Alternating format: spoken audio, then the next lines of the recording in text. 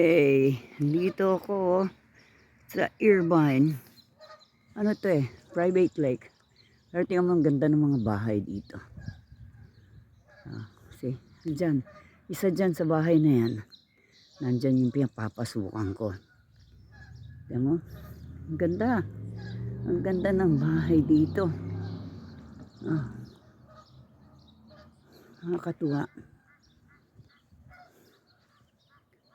Yung mga bahay.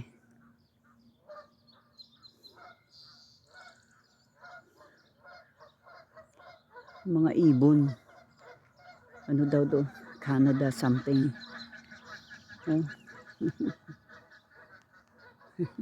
Nice. Nice view. May warning sila. May Canada geese. Okay. Ayan. Private lake.